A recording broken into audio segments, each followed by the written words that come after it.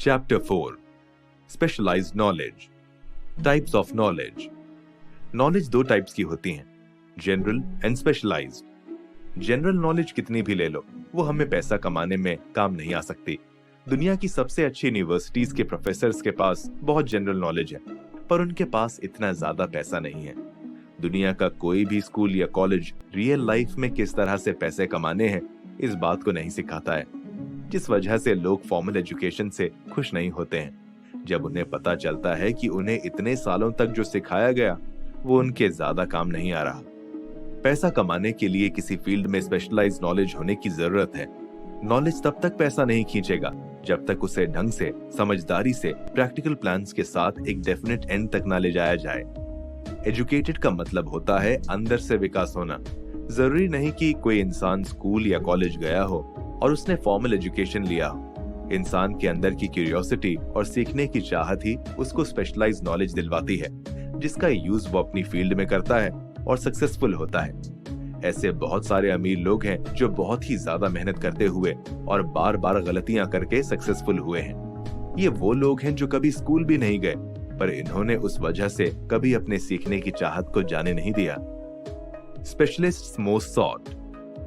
लोग कहते हैं कि हेनरी फोर्ड ज्यादा पढ़े नहीं थे, पर वो एजुकेटेड जरूर थे। उन्होंने अपनी फील्ड को बहुत अच्छे से समझा था और खुद को अंदर से एजुकेटेड बनाया था।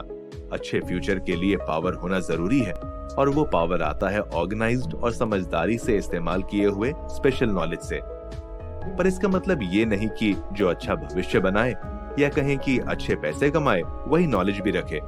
बदलती दुनिया में स्पेशलाइज्ड नॉलेज की अहमियत भी बहुत बढ़ गई है।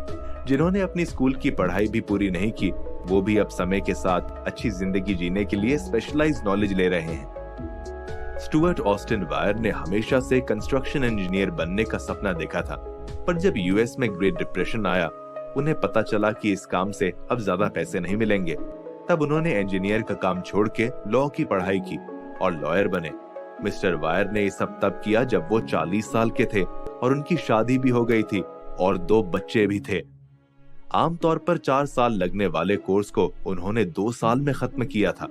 स्टुअर्ट की स्टोरी से हम उनके पैशन को समझ सकते हैं और ये देख सकते हैं कि उन्होंने किस तरह से सिचुएशन के हिसाब से एक नया नॉलेज हासिल करने का सोचा, क्योंकि जो नॉलेज उनके पास पहले से था वो अब उनकी पैसे कमाने में ज्यादा हेल्प नहीं कर सकता था, जिस वजह से उन्होंने अपने फील्ड को चेंज करने का सोचा और ऐसा सक्सेसफुली किया। It pays to know how to purchase knowledge. हार और जीत हमारी आदत से जुड़े हुए हैं। हमारी आदतें और आदत के मुताबिक किए हुए काम ही हमें हार या जीत की तरफ ले जाते हैं। आमतौर पर किसी जगह सबसे नीचे से शुरुआत करने पर बहुत मुश्किलों का सामना करना पड़ता है। जब आप खुद को बहुत ऊपर देखना चाहते हैं, तब सबसे नीचे रहने में घुटन महसूस होती है। पर इस जगह पे रहकर अपने डिजायर और फेथ को साथ रखकर ऊपर बढ़ने की कोशिश करते रहना चाहिए। एक आइडिया भी बहुत बड़े बड़े बदलाव ला सकता है।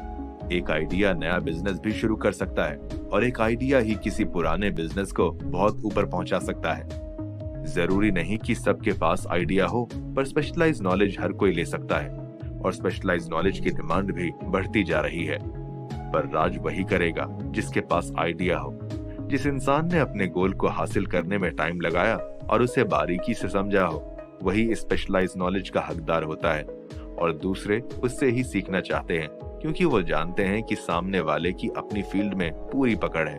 ऐसे बहुत लोग हैं जो नॉलेज बेचकर बहुत सारे पैसे कमा रहे हैं। क्योंकि वो एक्सपर्ट हैं, इसीलिए लोग उनके नॉलेज को खरीदने के लिए तैयार हैं और वो इसके लिए बड़ी से बड़ी कीमत चुकाते हैं।